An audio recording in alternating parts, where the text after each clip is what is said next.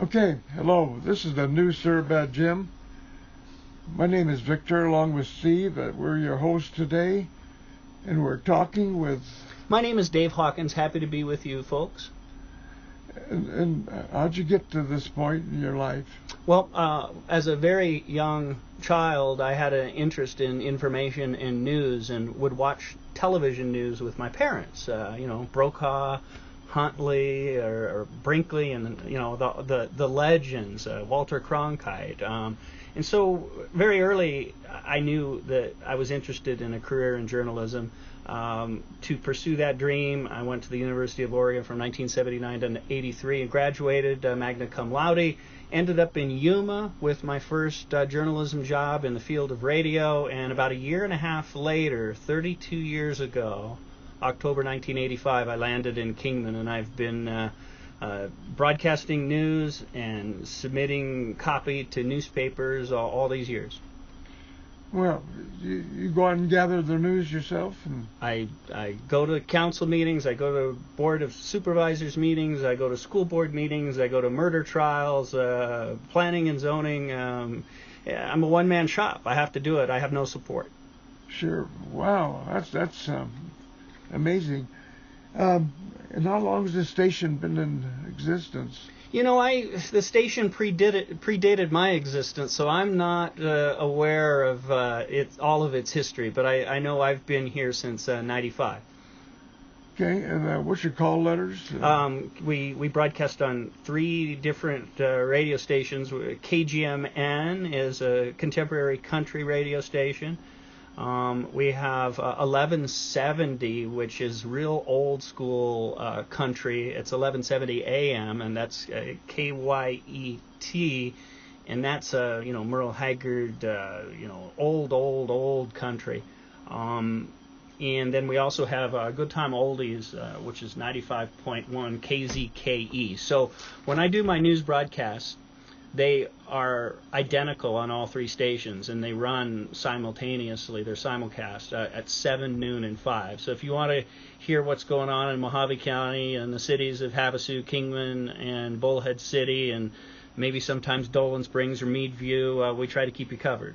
7, noon, and 5, Monday through Friday. You doing that live, or? Years ago it was all live, but automation has struck the industry.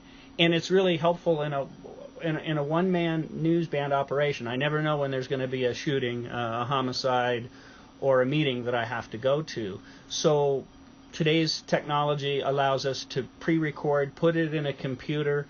It's triggered by a clock, and it fires at 7 in the morning and at noon and 5.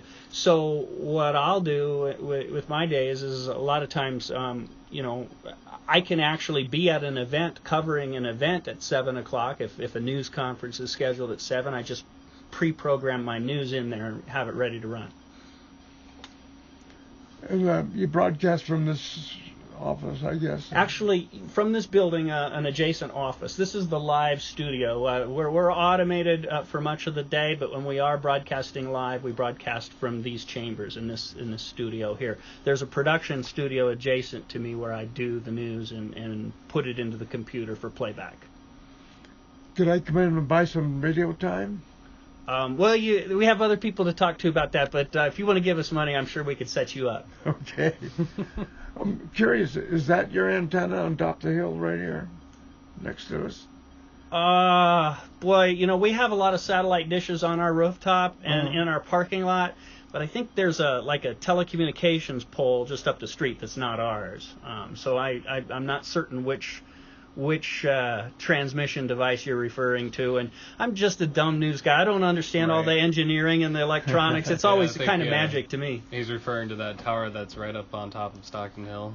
Oh no! With the Christmas tree. That's a electric utility infrastructure of some sort, or part of that, but that has nothing to do with our broadcast operation. Like your music, do you play CDs, or how do you get it all on? Well, you can see these CDs here. When we broadcast live, we can do that. Right now, when we're satellite, we subscribe to a music service that may provide to a number of other markets in the community. We'll sometimes have someone from Arkansas stop here and say, hey, I hear Steve Tyler on the air, and we hear him back home. Well, that's because it's syndicated, and we carry the same show. And those guys, so there's some guy in Colorado that's spinning a CD, and his music's coming here, but it may be going to 200 other markets across the nation as well. Wow, interesting. And this is privately owned, I understand. Yes. Which is rare nowadays. You know, ownership makeup is something I'm not familiar with. I just do the news. keep it simple. Yep. Well, doing the news is interesting anyway. Oh, yes, it definitely is. We've come across a lot of interesting subjects. Our next one, we're actually going to go talk to the mayor here in a little bit, and that'll actually be a real fun interview as well. Yeah, and what's your address here? And 812 East Beale. I guess they could call here and get somebody for advertising if they would. Sure. We have a lot of walk-in folks, or a lot of phone, and more email too. People are reaching out by electronic communication as well. All right. I would like to say one thing. Sure. The news market here is very, very rich. I could have ended up, say, in Prescott or like-sized communities, but I'm pretty familiar with Arizona, its communities, and the types of news they generate. Mojave County, the 5th largest county geographically in the nation in terms of size. Its locations south of Vegas, north of Phoenix, east of California. We're at like this interesting vortex or crosswinds, and all kinds of bizarre stuff has happened over the years. It's been fascinating for me to cover huge national, international stories that are local. 2002, the Harley-Davidson motorcycle club fight in Laughlin. I broke that story. I got a phone call from a fireman. It was like 12:30 in the morning. He said, we got at least 2 dead, dozen shot, and that was a huge national, international story. Of course, we had Oklahoma City bombers, Tim McVeigh, and alleged, although convicted, co-conspirators Terry Nichols from Las Vegas and Kingman High School graduate Michael Fortier, right from Kingman, and that went down. We've always had this bizarre little corner of the world of Colorado City up in North Mojave County that makes national and international news every year. It's very, very small market, but very rich in terms of its news depth. Well, I would have never thought that. I guess you definitely picked the right industry, right?